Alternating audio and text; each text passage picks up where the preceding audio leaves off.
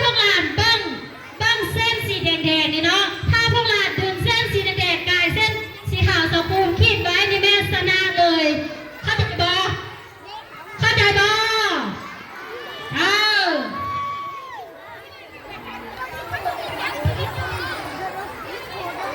าพร้อมบ่เกียมสกุลน้ำ1 2 3นะดึงเด้อ1 2 3เอาเสียเลยห้องไฟห้องเราเสียเลยเด้อเอาบางทีมีอะไรที่มีจะชนะนี่บ้างนะ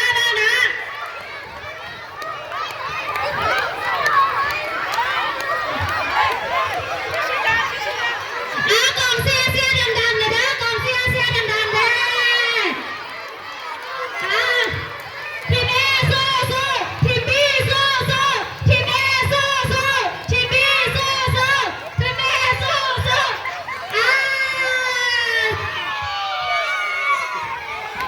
ทีมเอชนะนะ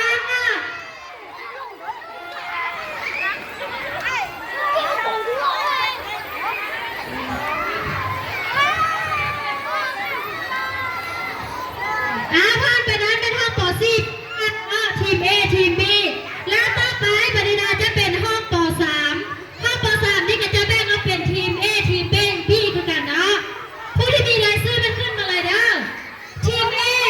มีเท้าจีนูท่อมาดานี่เด้อมาดานี่เท้าฟองเดือนเท้าฟองจีมัวเท้าแบ็คเท้าซินเท้าวงเท้าแมสซี่เท้าคำสวรรค์เท้ากอมัวเท้าตูย่างและเท้าปัญญา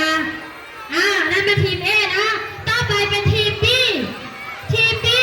เท้าบ็อกกี้ทีม B มาด้านนี้เด้อเท้าบ็อกกี้เท้าลาพัดเท้าหนูย่างเท้าจีเบน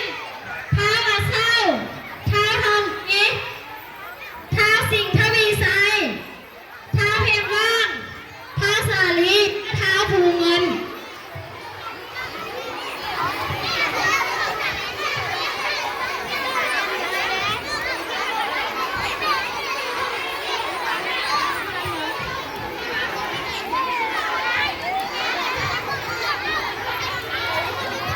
เอานับในครูนับต้องจำนวนนักเรียนเนาะครบต่อ10 คน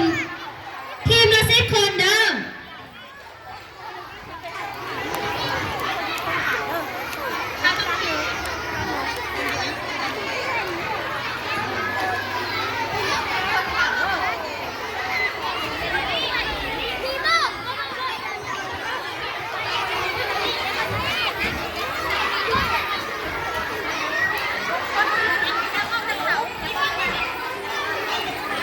นักเรียนถ้าถอยหลังออกไปนิดนึงเนาะ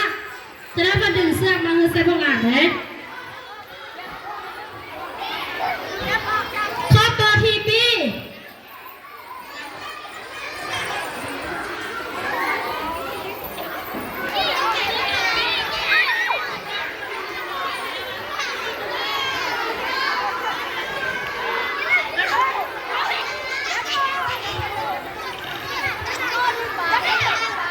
เอาเท้าต้นเก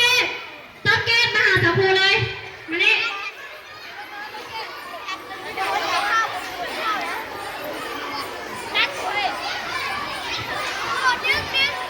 ต้นเกตมาอยู่ทีมพี่นะข้อปอสาวภูเอานักเรียนถอยออกไปนิดนึงนะถอยออกไปนิดนึงเอาข้อปอ